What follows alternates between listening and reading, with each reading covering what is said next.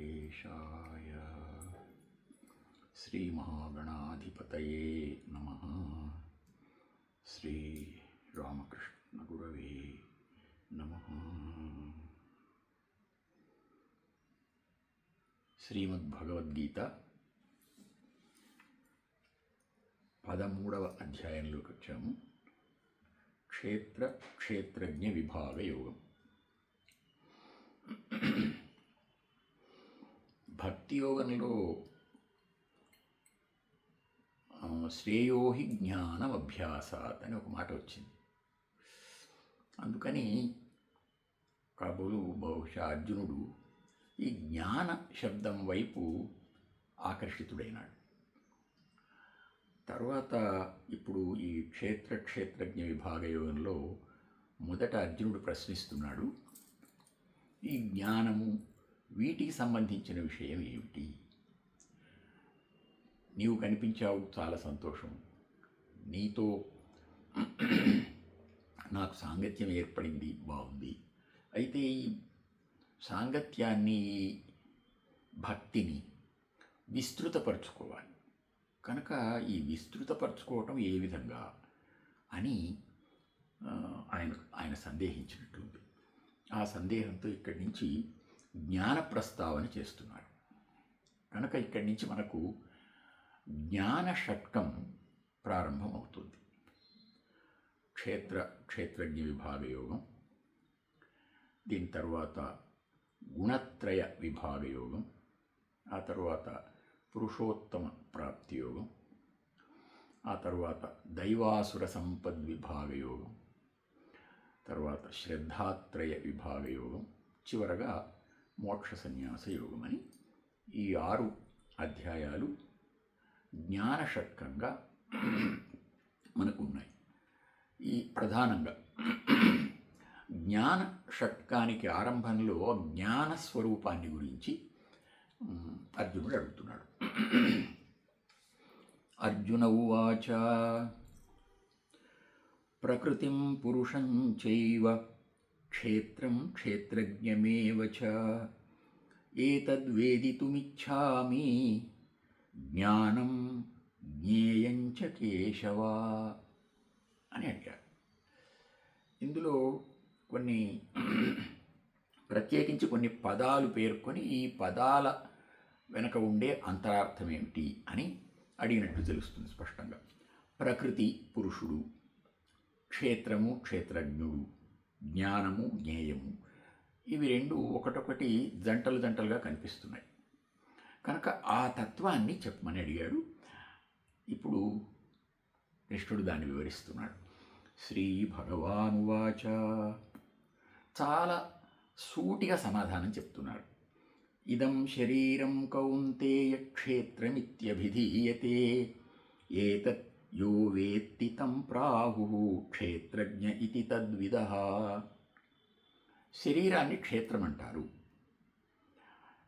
దాన్ని తెలిసిన వాడెవ్వడో, ఆ శరీరము ఫలానా అని తెలిసిన వాడెవ్వడో అతడు క్షేత్రజ్ఞుడు అనబడతాడు. ఇంతే. క్షేత్రజ్ఞంచాపి మాం విద్ధి సర్వక్షేత్రేషు భారత క్షేత్రజ్ఞయోర్జ్ఞానం యత్తజ్ఞానం మతం మమ.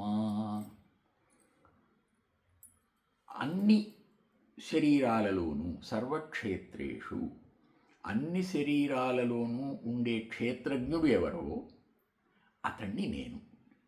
అంటే మామూలుగా విడివిడిగా ఒక్కొక్క శరీరంలో కూడా ఒక క్షేత్రజ్ఞుడు ఉంటాడు. ఎందుకంటే ఒక క్షేత్రం ఉంది కనుక. ఇప్పుడు అన్ని క్షేత్రాలలోనూ సమానంగా ఉండేది ఎవరు అంటే భగవంతుడు. చాలా సూటైన సమాధానం వచ్చింది. విడివిడిగా ఒక్కొక్క శరీరంలోనూ పరమాత్మ ఉన్నాడు. ఈ పరమాత్మ అనే శక్తి ఏదైతే ఉందో అది సర్వవ్యాపకం అని చెప్పినట్లయింది. ఈ విధమైన జ్ఞానం ఎవరికి ఉంటుందో అది జ్ఞానం అని అనబడుతుంది. తత్క్షేత్రం యచ్చ యాదృచ్ఛ యద్వికారి యతశ్చ యత్ సచయో యత్ప్రభావశ్చ తత్సమాసేన మే శృణు. అసలు ఈ శరీరం ఎటువంటిది, ఎక్కడి నుంచి వచ్చింది, ఏ విధంగా అది వికారాన్ని పొందుతుంది, క్షేత్రజ్ఞుడెవరు, ఆయన ప్రభావం ఏమిటి, ఇదంతా మొత్తం సంగ్రహంగా సమగ్రంగా నీకు తెలియజేస్తాను విను అన్నాడు. ఋషిభిర్బహుధా గీతం ఛందోభిర్వివిధైః పృథక్ బ్రహ్మసూత్రపదైశ్చైవ హేతుమద్భిర్వినిశ్చితైః. ఈ తత్వం మనకు వేద ఋషుల దగ్గర నుంచి వచ్చింది కనుక ఇదేదో స్థూలంగా ఏదో వ్యావహారిక దృష్టితో చెప్పింది కాదు, ఋషులు దర్శించిన దర్శనం. వ్యాసుల వారు బ్రహ్మసూత్ర పదాలతో కూడా దీనిని ధృవీకరించినారు హేతుబద్ధంగా అని ఒక అర్థం. పరబ్రహ్మసూత్రం బట్టి కూడా ఇది వాస్తవం అని చెప్పినట్టు. ఎలా ఉంటుంది ఇది తత్వం అంటే చెప్తున్నారు.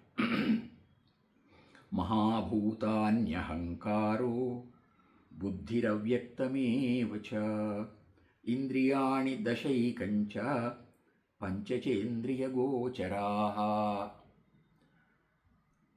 ఇచ్ఛాద్వేషః సుఖం దుఃఖం సంఘాతశ్చేతనా ధృతిః ఏతత్ క్షేత్రం సమాసేన సవికారం ఉదాహృతం. క్షేత్రస్వరూపం చెప్తాను విను అని చెప్పాడు. శరీర స్వరూపం అన్నమాట ఇది. మనకి ఈ శరీరాన్ని గురించి సాధారణంగా శరీరం ఏకాకారంగా కనిపిస్తుంది, సంఘాతం. ఈ సంఘాతం కూడా శరీరమే, క్షేత్రమే. అయితే ఈ సంఘాతంలో వేరువేరు అంశాలు ఉన్నాయి. ఏ ఏ అంశాలు ఉన్నాయి అంటే చెప్తున్నాడు. మహాభూతాని, పంచభూతాలు ఉన్నాయి. పృథివీ తేజో వాయురాకాశాలు. తర్వాత ఇంద్రియాణి దశైకం, 11 ఇంద్రియాలు ఉన్నాయన్నారు. మామూలుగా జ్ఞానేంద్రియాలు, కర్మేంద్రియాలు అంటే కాళ్ళు చేతులు లాంటివి, కన్ను ముక్కు లాంటివి, ఇవన్నీ కలిపి మొత్తం 11 అన్నారు. మామూలుగా 10, ఇవి 5 అవి 5. ఈ 11వది ఏమిటి అంటే ఈ అన్నిటినీ గ్రహించి అన్నిటికీ నాయకత్వం వహిస్తున్నటువంటి మనస్సు, అది 11వ ఇంద్రియం. ఇవి కాక పంచచ ఇంద్రియ గోచరాః, మన ఇంద్రియాలకు కనిపించేటటువంటివి, మన ఇంద్రియాలకు అనుభూతమయ్యేటటువంటివి. శబ్దస్పర్శ రూపరసగంధాలు పంచతన్మాత్రలు అంటారు అవి.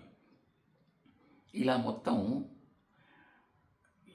ఈ 11 తర్వాత పంచభూతాలు, పంచ తన్మాత్రలు కలిపి మొత్తం 21 అయ్యాయి.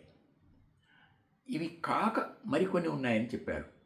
బుద్ధి అంటే మనస్సు తర్వాత మనోబుద్ధి. అహంకార, ఇది కాక అవ్యక్తం అని కూడా ఒకటి ఉంది. అహం అనే మాట ఒకటి వినిపిస్తుంది, నేను అని. దానికి మూలమైన అవ్యక్తం కూడా ఒకటి ఉంది. ఇదంతా క్షేత్రమే, ఈ తత్వమంతా మొత్తం క్షేత్రమే అన్నాడు. అంటే అప్పటికి బుద్ధి, అహంకారము, అవ్యక్తము కూడా కలిపితే మొత్తం 24 తత్వాలు అయ్యాయి. ఈ 24 తత్వాలతో కూడిన శరీరం ఇది క్షేత్రం. దీన్ని తెలుసుకున్నవాడెవరో అతడు క్షేత్రజ్ఞుడు అని చెప్పాడు. ఇంకా ఒక విశేషం చెప్తున్నారు. ఈ క్షేత్రంలో ఇచ్ఛాద్వేష సుఖం దుఃఖం, రాగద్వేషాలు, సుఖ దుఃఖాలు ఇవన్నీ కూడా ఉన్నాయి. ధైర్యము, భయము లాంటివి, చేతన, చైతన్య స్థితి, ఇవన్నీ కూడా దీంట్లో ఉంటాయి. అయితే ఇది క్షేత్రం అని చెప్పాడు. కనుక మనం ఈ క్షేత్రం నుంచి జాగ్రత్తగా విడిబడి చూసుకోవాల్సి ఉంది అని అర్థం దీన్ని బట్టి. ఇప్పుడు క్షేత్రజ్ఞ విభాగం చెప్పిన తరువాత జ్ఞానం జ్ఞేయం విషయం చెప్తున్నారు.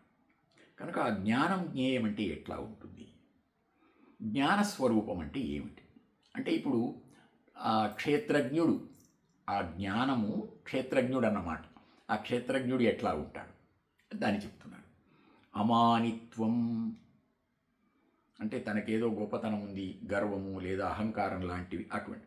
అదంభిత్వం అహింసా క్షాంతిరార్జవం. ఓర్పు, రుజుభావం అంటే వంచన చేయకుండా ఉండే సత్యస్వభావం. ఆచార్యోపాసనం, గురుసేవ. శౌచం, స్థైర్యం, ఆత్మవినిగ్రహ, ఇంద్రియార్థేషు వైరాగ్యం. అది కూడా ఒక మాట చెప్తున్నారు. ఈ భౌతిక సుఖాల పట్ల వైరాగ్య భావము కూడా ఉంటుంది ఆ జ్ఞానంలో. అనహంకార ఏవచ, జన్మ మృత్యు జరా వ్యాధి దుఃఖ దోషానుదర్శనం. అంటే ఈ జన్మ తత్వము, ఈ జన్మలో ఉండే ఇవన్నీ కూడా ఇవి దుఃఖ సంస్పర్శ కలిగినవి అనే దృఢ నిశ్చయం. అసక్తిరనభిష్వంగ పుత్రదార గృహాదిషు. ఈ సంసార విషయాల పట్ల ఆసక్తి, మనస్సు దాని పట్ల ఉన్ముఖంగా ఉండకపోవడం. నిత్యంచ సమచిత్తత్వం, ఎప్పుడూ సమస్వభావం కలిగి ఉండడం. ఇష్టానిష్ట ఉపపత్తిషు, అంటే ఇష్టమైనదైనా సరే, ఇష్టం కాని విషయాలు ఏదైనా వచ్చినా సరే అన్నిటినీ సమంగా తీసుకునే స్వభావం. ఇది జ్ఞాన లక్షణం. అంటే జ్ఞాన స్వభావం ఎట్లా ఉంటుంది అని గుర్తించడానికి ఇవి మనకు ఉన్నాయా అని మనం లెక్క వేసుకోవచ్చు. ఇంకొక మాట కూడా చెప్పారు, మయి చానన్యయోగేన భక్తిరవ్యభిచారిణీ. భగవంతుడు ఒకడు ఉన్నాడు, సర్వవ్యాపకుడై సర్వనియంత అయినటువంటి భగవంతుడు ఒకడు, నియామకుడైనటువంటి భగవంతుడు ఒకడు ఉన్నాడు అనే విశ్వాసంతో ఆ స్వామిని సేవించడం అనే దృక్పథం కలిగి ఉండడం. మనకు భక్తి యోగాంతో దీనికి సంబంధాన్ని ఈ విధంగా ఏర్పరుస్తున్నారు. ఆ భక్తి తత్వం కూడా ఆయనలో ఉంటుంది. వివిక్త దేశ సేవిత్వం, ఏకాంతంగా ఉండాలి అనే ఆసక్తి కలిగి ఉంటాడు. అరతిర్జన సంసది, ఈ జనప్రవాహంలో జన సమ్మర్దంలో ఉండాలి అనే కోరిక ఉండదు, ఏకాంతంగా ఉండాలని అనిపిస్తుంటుంది. అధ్యాత్మజ్ఞాన నిత్యత్వం తత్వజ్ఞానార్థ చింతనం, అధ్యాత్మజ్ఞానమే శాశ్వతమైంది అనే విశ్వాసం. తత్వజ్ఞానార్థాన్నే మనస్సు ఎప్పుడూ చింతిస్తూ ఉంటుంది. ఏతజ్ఞానమితి ప్రోక్తం, ఇది జ్ఞానం అంటే. ఈ జ్ఞానం కానిది ఏదైతే ఉంటుందో అది అజ్ఞానం, అంతే. అజ్ఞానం యదతోన్యథా, దీనికంటే భిన్నమైంది అజ్ఞానం. ఇప్పుడు జ్ఞానస్వరూపం మనకు వచ్చింది. ఈ జ్ఞానం ద్వారా తెలుసుకోదగినది ఏదో అది జ్ఞేయం. ఆ తెలుసుకోదగినది ఏది? భగవత్ స్వరూపం, బ్రహ్మస్వరూపం. జ్ఞేయం యత్తత్ ప్రవక్ష్యామి యజ్ఞాత్వా అమృతమశ్నుతే, అనాదిమత్ పరం బ్రహ్మ న సత్తత్ న అసదుచ్యతే. పరబ్రహ్మం ఏదైతే ఉందో, ఏది తెలుసుకుంటే ఇక మరణం లేదో, శాశ్వత స్థితి కలుగుతుందో అది జ్ఞేయం, అది అనాది పరబ్రహ్మము. అది ఉన్నట్లు ఉంటుంది, లేనట్లు ఉంటుంది. లేనట్లు ఉండడం అంటే అర్థం జగద్రూపంగా ఉన్నప్పుడు అది మారిపోతూ లేనట్లయితుంది. ఉన్నట్లు ఉండడం అంటే శాశ్వతంగా ఉండే పరబ్రహ్మ స్వరూపంగా ఉంటుంది. రెండు స్వరూపాలు తానే అయి ఉన్నది ఏదో అది జ్ఞేయం. అది ఎటువంటిది? అద్భుతమైన ఒక వర్ణన చేశారు. ఇది ఉపనిషత్తుల్లో వేదాల్లో ఉన్న వర్ణనం అన్నమాట. సర్వతః పాణిపాదం తత్ సర్వతోక్షిశిరోముఖం సర్వతః శృతిమత్లోకే సర్వమావృత్య తిష్టతి. దానికి అన్ని చోట్ల కళ్ళు, అన్ని చోట్ల చెవులు, అన్ని చోట్ల కాళ్ళు, అన్ని చోట్ల శిరస్సులు, ఇలాగా. అంటే అది లేని చోటు లేదు అని చెప్పడానికి చెప్పారు. సర్వేంద్రియ గుణాభాసం సర్వేంద్రియ వివర్జితం అసక్తం సర్వభృత్యైవ నిర్గుణం గుణభోక్తృచ. పరస్పర విరుద్ధ గుణాలుగా కనిపిస్తున్నట్లుగా ఉండేవన్నీ ఉంటాయి అక్కడ. అన్ని గుణాలను ప్రకాశింపజేస్తుంది, మళ్ళీ తానేది తీసుకొని ఉండదు. అన్నిటికీ అసక్తంగా ఉంటుంది, కానీ అన్నిటినీ తానే భరిస్తుంది. నిర్గుణంగా ఉంటుంది, కానీ గుణాన్ని అనుభవిస్తుంది. ఇలాగా ఆ తత్వం చాలా వైచిత్ర్యం కలిగినది, ఒక విచిత్ర స్వభావం కలిగింది. బహిరంతశ్చ భూతానాం అచరం చరమేవ చ సూక్ష్మత్వాత్ తదవిజ్ఞేయం దూరస్థంచ అంతికే చ తత్. ఈ విచిత్ర స్వభావం కలిగినటువంటి జ్ఞేయ వస్తువు ప్రాణులకు అంతర్బహిశ్చ తత్సర్వం వ్యాప్య నారాయణ స్థిత అచరం చరమేవ చ, కదిలే వస్తువు కదలని వస్తువు, సూక్ష్మత్వాత్, ఇది ఇంత సున్నితంగా ఉంటుంది గనక అది మనకు తెలుసుకోవడానికి, సాధారణ దృష్టితో తెలుసుకోవడానికి వీలుగా ఉండదు. అది జ్ఞేయ వస్తువు. అవిభక్తంచ భూతేషు విభక్తమివ చ స్థితం. ప్రాణులలో, శరీరాలలో, ప్రపంచంలో, సృష్టిలో కలిసి ఉంటుంది, కలవనట్లు మనకు తెలుస్తుంటుంది. ఇలా రెండు విధాలుగా ఉండే స్వభావం దానికి ఉంది. భూతభర్తృచ తజ్ఞేయం గ్రసిష్ణు ప్రభవిష్ణుచ.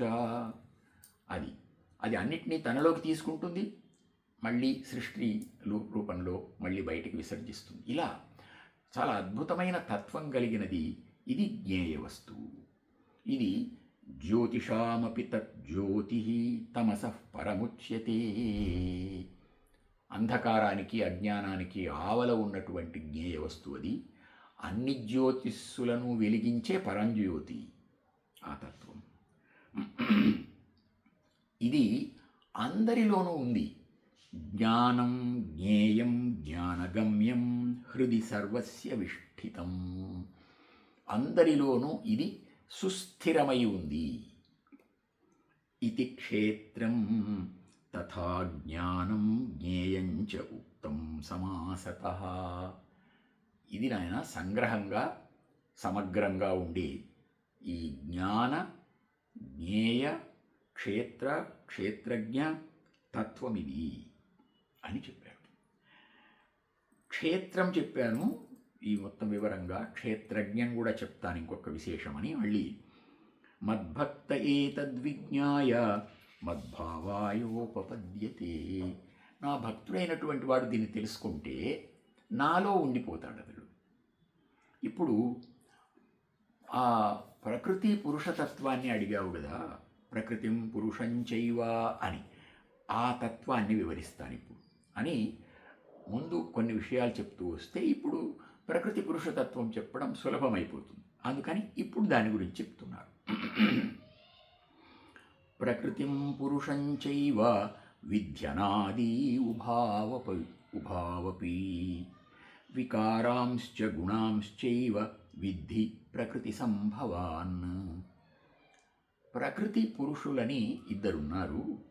ఈ ఇద్దరు అనాది, ఎప్పటి నుంచి ఇలా ఉన్నారు అని చెప్పడం వీలు కాదు.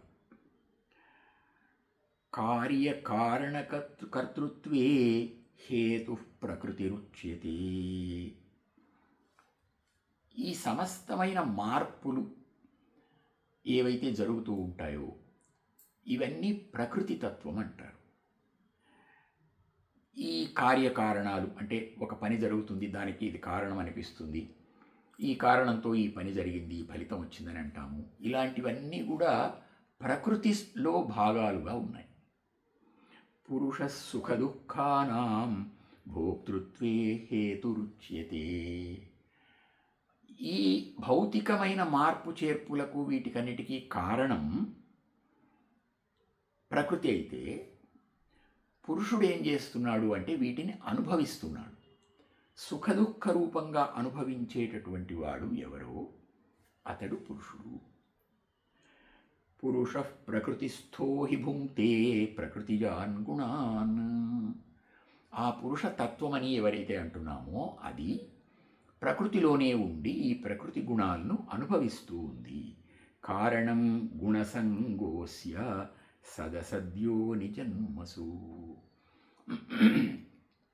ఈ ప్రాణుల రూపంగా ఆవిర్భవించి ఉండడం వల్ల ఆ గుణ సంయోగం కలిగి ఆ అనుభవం వస్తుంది ఆ పురుషతత్వానికి.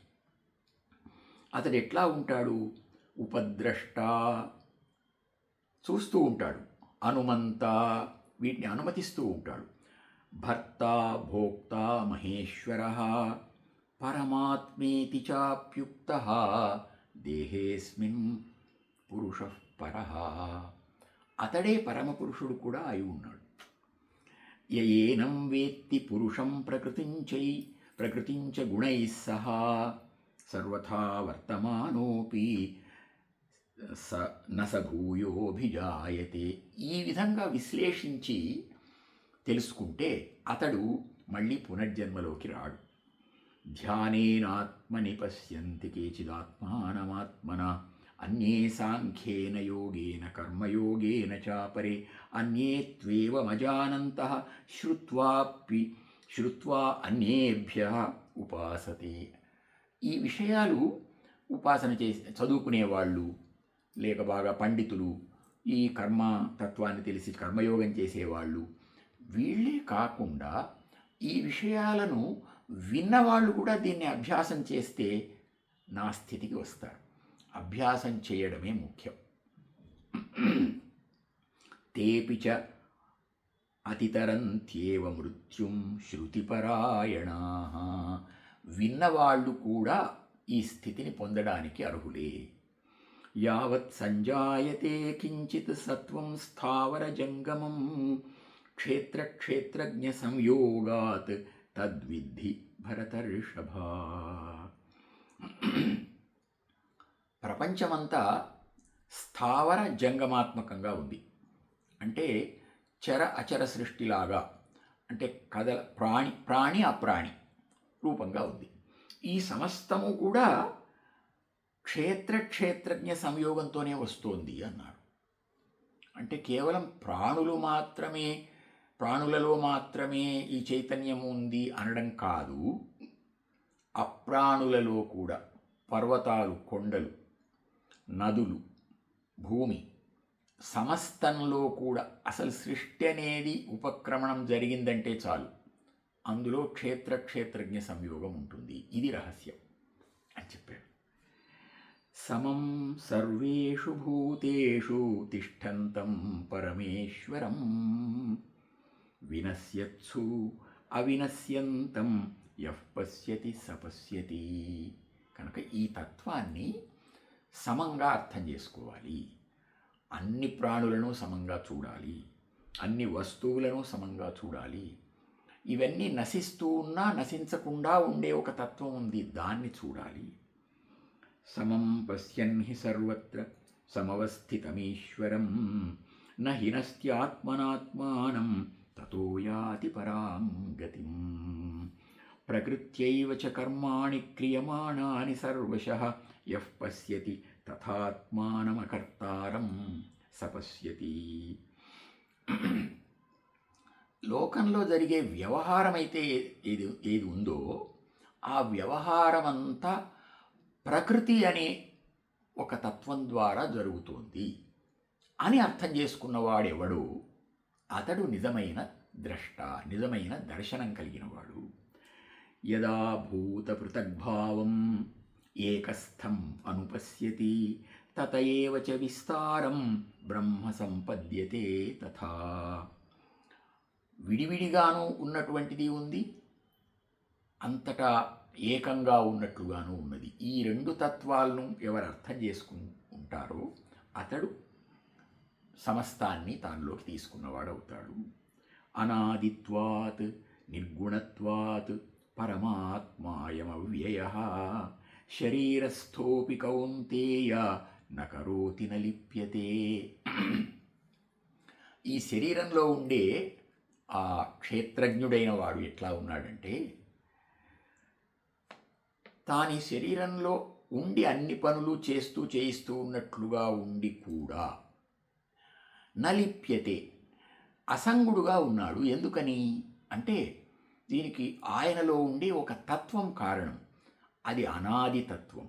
అనాదిత్వాత్, తాను అనాది అయినవాడు. అంటే ప్రతి శరీరంలోనూ ప్రపంచమంతా, సృష్టి అంతా వ్యాపించిన ఆ క్షేత్రజ్ఞుడు అతడు అనాది అయినవాడు.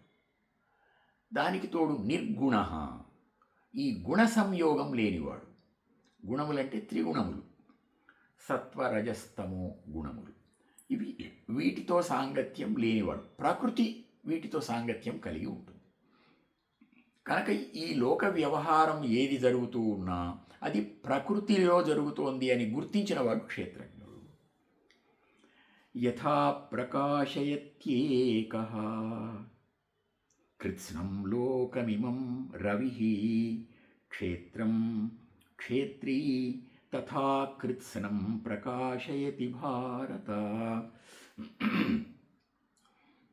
సూర్యుడొక్కడే ఉన్నాడు, ఈ ప్రపంచాన్ని అంతటినీ ప్రకాశింపజేస్తూ ఉన్నాడు. అట్లనే ఒక క్షేత్రి ఉన్నాడు, అంటే క్షేత్రజ్ఞుడైనటువంటి వాడు. అతడే ఈ సమస్తాన్ని ప్రకాశింపజేస్తున్నాడు, తనను తాను కూడా ప్రకాశింపజేసుకుంటూ ఉన్నాడు. అది సూర్యుడు తనను తాను తెలియజేస్తూ ఉన్నాడు, లోకాన్నంతటినీ తెలియజేస్తున్నాడు. ఈ విధంగా క్షేత్రజ్ఞయోరేవమంతరం జ్ఞానచక్షుషా భూత ప్రకృతి మోక్షంచ ఏ విదుర్యాంతి తే పరం. ఇది నిజమైన క్షేత్రజ్ఞ తత్వం. దీన్ని తెలుసుకొని ఎవరైతే ఉంటారో, జ్ఞానచక్షుష, జ్ఞాన నేత్రం కావాలి దీన్ని తెలుసుకోవడానికి. జ్ఞాన నేత్రంతో దీన్ని తెలుసుకుంటే అతడు ఈ ప్రకృతి బంధం నుండి విముక్తుడవుతాడు అని ఆ పరబ్రహ్మను చేరుకునే తత్వాన్ని స్వామి వివరించాడు. ఓం నమో వెంకటేశాయ. శ్రీ వెంకటేశ్వరార్పణం అస్తు.